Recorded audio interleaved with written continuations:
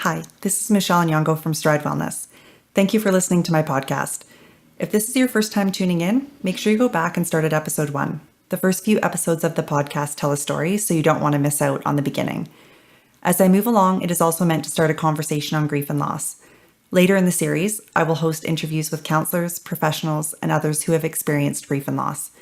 Please take note that some of what you're about to hear may be difficult to listen to and might be triggering for those who have experienced grief, loss, or time in a hospital setting. Episode 3, NICU Roller Coaster. In Vancouver, there's a roller coaster at Playland that is considered to be one of the best roller coaster rides in the world. It's called the Wooden Roller Coaster. Jazzy name, hey? So as you might expect, it's a wooden roller coaster, which is partly what makes it so great. Also adding to its draw is that it was constructed in 1958. My husband went on it once and told me, as I was too chicken to join him, that he thought he was going to die.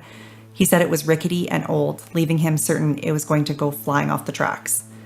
Thankfully, this is all just an effect of the ride that keeps people coming back for more. Roller coasters have this great duality to them. There's part of the ride where you feel elation as you travel exceedingly fast through twists and loops and surge to the top of camel hops. You screech and smile and lift your hands in the air, taking in all the fun. Then there are the drops, which trigger a fear response.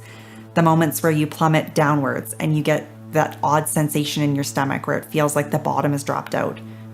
There's an instant where you instinctively hold your breath and you fall, trusting the ride will catch you on the upswing. An added bonus to the wooden roller coaster is this ominous clickety-clacking of the ride, creating suspense while you crest the tops of any drops. As you descend, the ride jostles you around and the wood does nothing to comfort you as you bounce from side to side. Upon exiting the roller coaster, your body has a physical reminder, if only for a short time, that you experienced the ride. The NICU is much the same way, moments of elation paired with moments of dread. We all hope to get out unscathed and carry with us just a few signs we were ever there. From Stride Wellness, this is Michelle Nyongo, and you're listening to Weary and Burdened.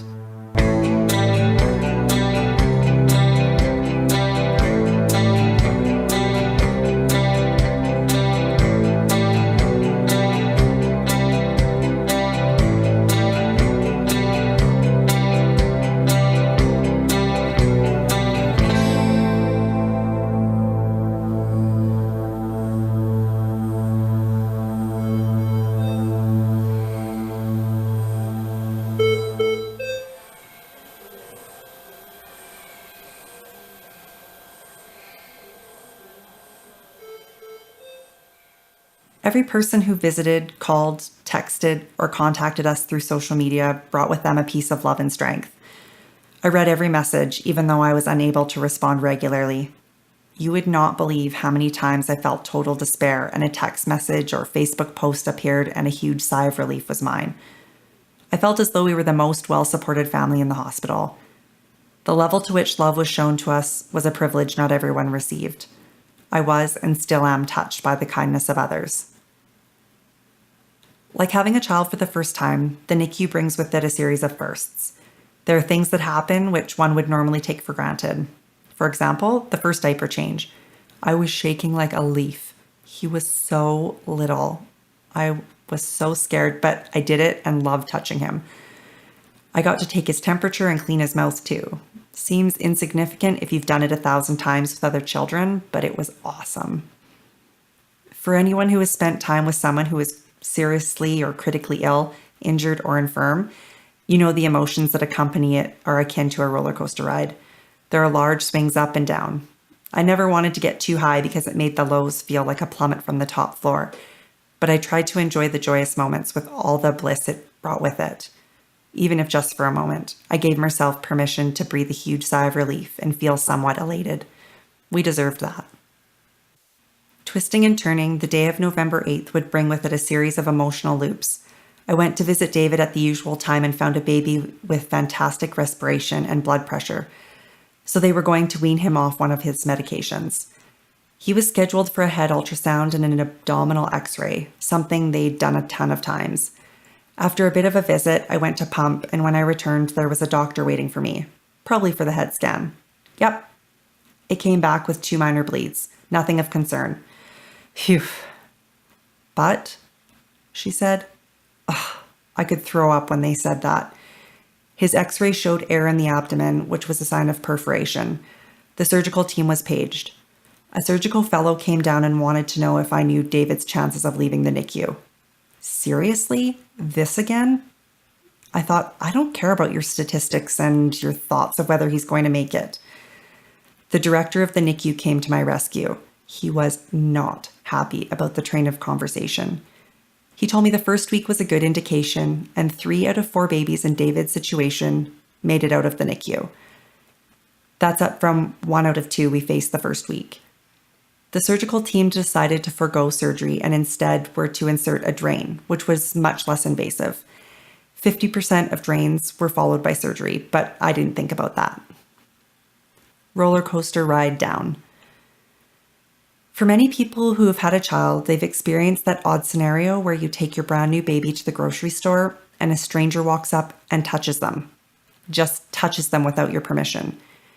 Then you want to crawl out of your skin. Now imagine the hypervigilance of having a critically ill infant that is so tiny you can hold them in your palm. Then picture a surgical fellow comes to insert a drain in your child's stomach. Like a good surgeon, he washes his hands and he puts on his cap. Then he blows his nose and grabs the sterile equipment with his bare hands. Are you kidding me? Mama Bear came out to play.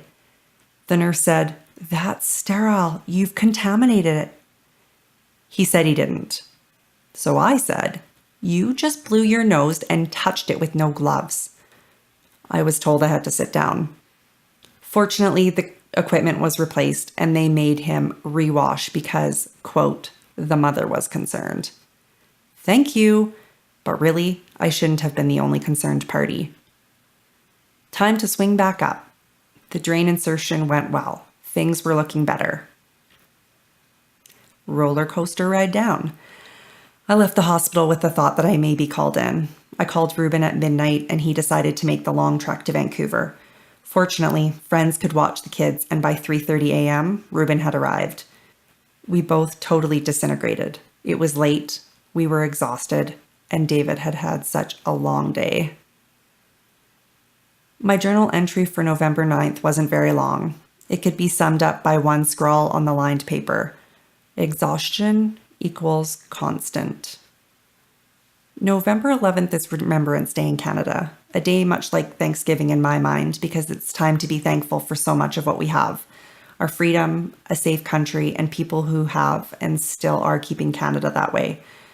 Vancouver felt very solemn. On this day, I wrote about how not being able to touch David regularly created anxiety, because when you see your child in pain, all you want to do is scoop them up into your arms. We were at least 2 weeks away from any holding. The day was drawing near, though. Plus, I learned that our little man had surpassed his birth weight. Ruben was getting ready to head in for a visit. I was at dinner with the kids.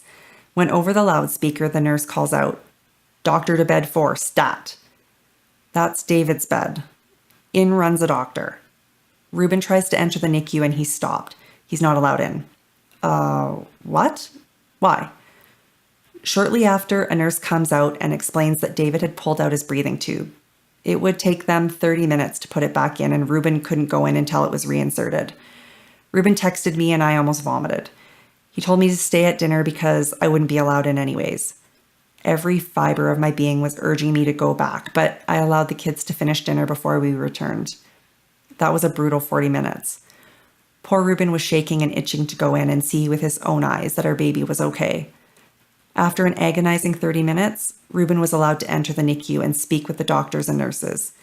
The reintubation was successful and David did great. That was the best text I've ever received. I returned with the kids and we saw little David sleeping with his new tube. The nurses took a picture of David without his tubes. That was the first time Ruben and the kids had seen his whole face. It was a nice little memento. There's something about being in a bleak place in your life where you can identify the positives that remain. Maybe, in comparison to all the negatives, the positives seem more magnified. Because on this day, after we had spent weeks in a state of fear and exhaustion, with the NICU roller coaster lurching up and down, I spent time thinking of others and all they gave us during our stay. I sat taking in the last 5 minutes of my visit with David before Ruben and I switched duties, and I couldn't help but think of how difficult it must be for everyone around us. All those who supported us made a sacrifice to do so. Whether it was with their time or their money, they didn't get the benefit of seeing David for themselves on a regular basis, or at all.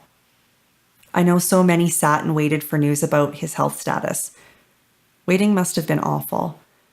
In their own little way, all of my prayer warriors, childcare helpers, food makers, and monetary providers created an environment where David had the time and money to get better. You helped to heal him and our family. You were and still are appreciated. I cannot thank those people enough. I remain exceedingly grateful. Much love from us to you. Your sacrifices made you my heroes. May God bless you and look on you favorably for all that you did without any expectation of anything in return. I love you all. Written and narrated by me, Michelle Nyong'o. Music by The Wristband. All post-production work done by Waxwing Productions. Cover image designed by Danielle McCrae.